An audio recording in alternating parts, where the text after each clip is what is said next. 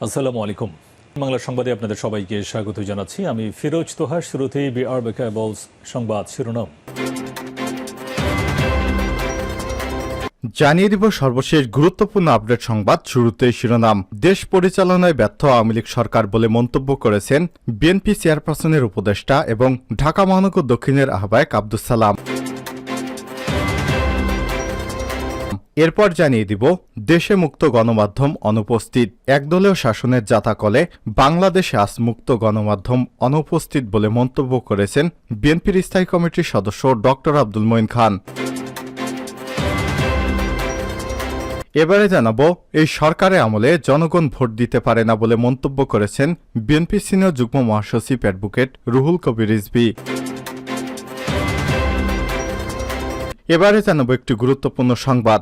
জনগণের কথা চিন্তা করে আইন তৈরি করতে হবে বলছেন আইনমন্ত্রী আনিসুল হক।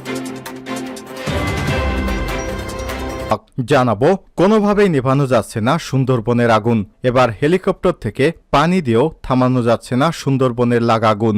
সুন্দরবনে লাগা সামান্য আগুন ছড়িয়ে পড়েছে ৫ কিলোমিটারেরও বেশি এলাকা জুড়ে।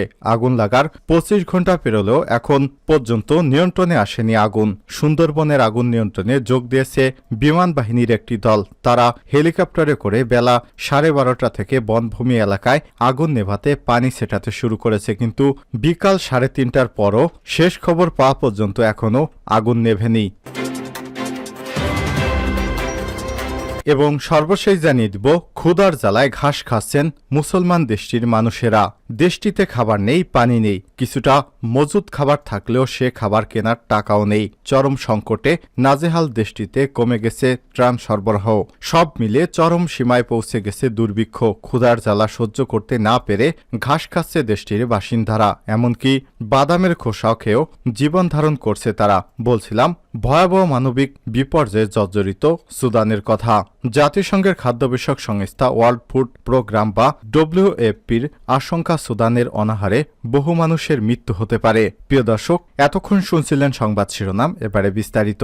তবে তার আগে অনুরোধ থাকবে, আপনি কোন স্থান থেকে আমাদের সংবাদটি দেখছেন কমেন্ট করে জানিয়ে দিন এই সংবাদ সম্পর্কে আপনার মূল্যবান মতামত। প্রিয় দর্শক, আপনি যদি আমাদের চ্যানেলে নতুন হয়ে থাকেন, ভিডিওটি দেখতে দেখতে চ্যানেলটি সাবস্ক্রাইব করে রাখুন, যাতে করে আমাদের লেটেস্ট আপডেট সংবাদগুলো সবার আগে আপনার কাছে পৌঁছে যায়। এবারে বিস্তারিত।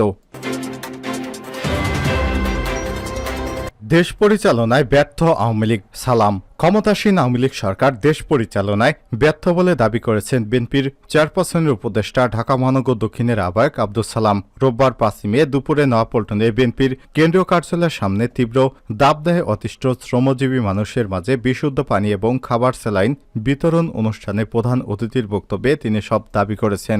মৎস্যজীবী দল ঢাকা মহানগর দক্ষিণের উদ্যোগে এই কর্মসূচি পালিত হয়। আব্দুস সালাম বলেন, মানুষ ভোট দিতে পারেনি, এটা কি মিথ্যা কথা? গরমে মানুষ নাজেহাল, এটা কি মিথ্যা কথা? সড়কে মানুষ মরছে দুর্ঘটনায়, এটা কি মিথ্যা কথা? দেশ পরিচালনায় ব্যর্থ আওয়ামী লীগ। আমরা চাই একটা সুষ্ঠু নির্বাচন হোক। বিদ্যুৎ প্রতিমন্ত্রীর সমালোচনা করে তিনি বলেন, উনি বলেছেন কেউ সরকারের সমালোচনা করতে পারবে না। বিদ্যুৎ বিভাগে ইনডেমনিটি দেয়া হয়েছে ওদেরকে বাঁচানোর জন্য। কেউ কোর্টে যেতে পারবে না, কেউ কথা বলতে পারবে না, ওরা চুরি করছে। তিনি আরো বলেন, সরকারের আত্মীয় স্বজনেরা ব্যাংক লুটপাট করছে আর ওরা বিএনপির সমালোচনা করে। ওরা বলে বিএনপি নাকি গণতন্ত্র চায় না। দেশে গণতন্ত্র বাঁচাতে আওয়ামী লীগকে হটানোর বিকল্প নেই জানিয়ে বিএনপির এই জ্যেষ্ঠ নেতা বলেছেন, ব্যাংকে সাংবাদিকদের প্রবেশে নিষেধাজ্ঞা জারি করেছে। কেন করেছে? সাংবাদিকেরা যাতে লুটপাটের খবর না নিতে পারে, তাই এই কাজ করেছে। মহানগর দক্ষিণ মৎস্যজীবী দলের আহ্বায়ক শাহ আলমের সভাপতিত্বে এবং কেম সোহেল রানার সঞ্চালনায় অনুষ্ঠানের বক্তব্য রাখেন বিএনপির স্বেচ্ছাসেবক বিষয়ক সম্পাদক মীর শরাফত আলী সপু, মৎস্যজীবী দলের যুগ্ম আহ্বায়ক নাদিম চৌধুরী, জাকির খান, ওমর ফারুক পাটোয়ারি, তরিকুল ইসলাম মধু, সদস্য ইব্রাহিম চৌধুরী, ফজলে কাদের সোহেল, মহানগর উত্তরে আহ্বায়ক আমির হোসেন আমির প্রমুখ। দেশে মুক্ত গণমাধ্যম অনুপস্থিত, মঈন খান। একদলীয় শাসন বাংলাদেশে আজ মুক্ত গণমাধ্যম অনুপস্থিত বলে মন্তব্য করেছেন বিএনপির স্থায়ী কমিটির সদস্য ড আব্দুল মঈন খান। বিশ্ব মুক্ত গণমাধ্যম দিবস 2024 উপলক্ষে রোববার ৫ মে দুপুরে জাতীয় প্রেস ক্লাবে এক আলোচনা সভায় এসব মন্তব্য করেছেন তিনি। আলোচনা সভার আয়োজন করে বিএনপি সমর্থিত বাংলাদেশ ফেডারেল সাংবাদিক ইউনিয়ন BFUJ, ঢাকা সাংবাদিক ইউনিয়ন DUJ। মঈন খান বলেন, আজকে জাতিসংঘের যে সিদ্ধান্তের কথা আমরা বলছি, বিশ্ব মুক্তমানা গণমাধ্যম দিবস, সেই মুক্ত গণমাধ্যমের দিবসের মূল প্রতিপাদ্য কি সেটা কিন্তু জাতিসংঘের দলিল লেখা আছে। মুক্ত গণমাধ্যমের মূল প্রতিপাদ্য বিষয় হলো অর্জিত গণতন্ত্র। গণতন্ত্রের কারণেই কিন্তু জাতিসংঘ মুক্ত গণমাধ্যমের কথা চিন্তা করেছে, ঘোষণা করেছে এবং পালনও করছে। কাজেই সে গণতন্ত্র যদি দেশে না থাকে, দেশে যদি একদলীয় শাসন কায়েম হয়ে থাকে, যদি মানুষের মুক্ত চিন্তা বিকাশের কোনো সুযোগ না থাকে, তাহলে মানুষকে বাধ্য করা হয় একই আইনের চলার জন্য, তাহলে কোনো স্বাধীনতা থাকে না। রেলগাড়ি যেমন একই লাইনে চলে, ডানেও যেতে পারে না, বাঁয়েও যেতে পারে না। বাংলাদেশের 18 কোটি মানুষকে যেখানে একই লাইনে আওয়ামী লীগের নীতি অনুযায়ী, কথা অনুযায়ী, বক্তব্য অনুযায়ী, চিন্তাধারা অনুযায়ী চলতে বাধ্য করা হয়, সেখানে সংবাদপত্রের স্বাধীনতা বা গণমাধ্যমের স্বাধীনতা থাকতে পারে না। এ সময় তিনি বলেন, আজকে একথা আমাদের নতুন করে ভাবতে হবে। বাংলাদেশ যে আদর্শে সৃষ্টি হয়েছিল, সে গণতন্ত্র রক্ষার মূল কবচ হচ্ছে মুক্ত সংবাদ মাধ্যম। সে গণতন্ত্রকে রক্ষা করতে হলে আজকে বাংলাদেশের সংবাদপত্রের স্বাধীনতা নতুন করে প্রতিষ্ঠা করতে হবে। এটাই হোক আজকের বিশ্বমুক্ত গণমাধ্যম দিবসে আমাদের প্রতিজ্ঞা। এই সরকারের আমলে জনগণ ভোট দিতে পারে না বলছেন রিজভী।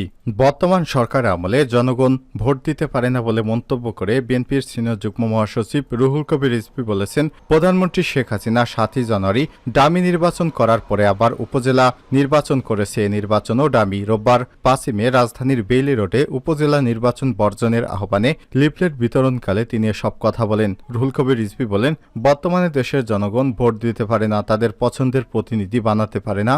দেশের এই পরিস্থিতি সৃষ্টি করেছে বর্তমান ডামি নির্বাচনের সরকার শেখ হাসিনা। তিনি এই পরিস্থিতি কেন করেছেন? কারণ তিনি এদেশের সম্রাজ্ঞী হয়ে থাকতে চান। তিনি বলেন, 7ই জানুয়ারি ডামি নির্বাচন করার পরে শেখ হাসিনা আবার উপজেলা নির্বাচন করেছেন। এ নির্বাচনও ডামি, কারণ দেশের গণতন্ত্রকামী কোনো দল এই নির্বাচনে অংশগ্রহণ করে না।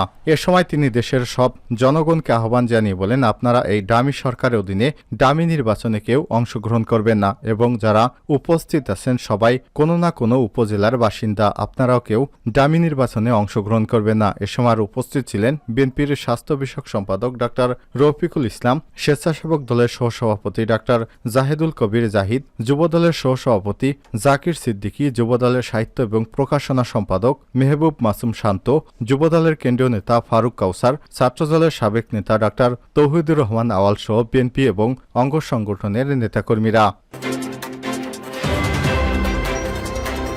জনগণের কথা চিন্তা করে আইন তৈরি করতে হবে বলছেন আইনমন্ত্রী। আইন এবং বিচার সংসদ বিষয়ক মন্ত্রী আনিসুল হক বলেছেন, বিশেষ করে কারো চোখের দিকে তাকিয়ে কিংবা কারো ব্যক্তিগত স্বার্থ রক্ষা করে ভালো আইন তৈরি করা যায় না। তাই যে যাই বলুক, আইন প্রণয়নের ক্ষেত্রে সবসময় দেশের জনগণের কথা চিন্তা করতে হবে এবং জনবান্ধব আইন প্রণয়ন করতে হবে। তাহলে জাতির পিতা বঙ্গবন্ধু শেখ মুজিবুর রহমানের আদর্শ এবং উদ্দেশ্য উভয় বাস্তবায়িত হবে।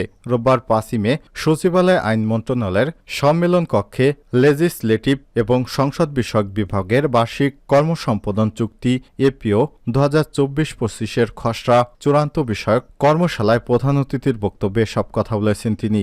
মানসম্পন্ন আইন প্রণয়নের দক্ষতা বৃদ্ধির উপর গুরুত্ব আরোপ করে আইনমন্ত্রী আনিসুল হক বলেন, লেজিসলেটিভ কর্মকর্তাদের দক্ষতা বাড়াতে দেশি বিদেশি প্রশিক্ষণের ব্যবস্থা করতে হবে। পাশাপাশি লেজিসলেটিভ ক্যাডার সার্ভিস গঠনের বিষয়ে কাজ করতে হবে।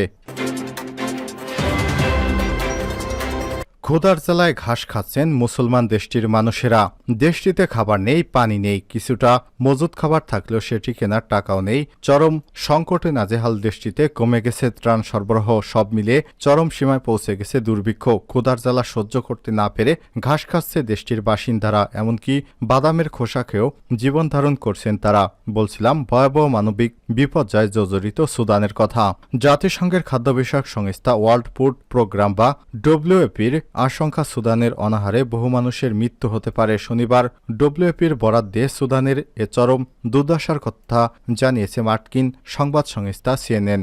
ডব্লিউএপি বলছে, পশ্চিম সুদানের দারফুরে মানুষের অনাহার ঠেকানোর সময় ফুরিয়ে আসছে। ক্রমবর্ধমান সহিংসতা গোটা জাতিকে শেষ করে দিচ্ছে। শুক্রবার যুদ্ধরত পক্ষগুলোকে সতর্ক করে দিয়ে জাতিসংঘের খাদ্য সংস্থা বলছে, দারফুর এবং সুদানের অন্যান্য যুদ্ধ কবলিত এলাকায় খাদ্য সংকট তীব্র আকার ধারণ করছে। এসব এলাকায় মানবিক সাহায্যের অনুমতি না দিলেও ক্ষুধায় বহু মানুষের মৃত্যু হতে পারে। ডব্লিউপির পূর্ব আফ্রিকার পরিচালক মাইকেল ড্যানফোর্ড বলেছেন, খাদ্য অভাবে মানুষ ঘাস এবং বাদামের খোসা খেতে বাধ্য হচ্ছে। শিগগিরই তাদের কাছে সহায়তা না পৌঁছলে দারফুর এবং সংঘাত বিধ্বস্ত সুদানের অন্যান্য এলাকায়ও ব্যাপক অনাহার এবং মৃত্যু ঝুঁকি দেখা যেতে পারে। এর আগে গত বছরের 15 এপ্রিল সুদানের সেনাবাহিনী এবং আধা সামরিক বাহিনী র্যাপিড সাপোর্ট ফোর্সেসের মধ্যে সশস্ত্র সংঘাত শুরু হয়। পরে এ সংঘাতে দেশটিতে গৃহযুদ্ধের রূপ নেয়। ইতিমধ্যে প্রাণ বাঁচাতে ঘরবাড়ি ছেড়ে পালিয়েছে অনেক মানুষ। যুদ্ধের কারণে দেশটির কৃষি উৎপাদন 78% কমে গেছে।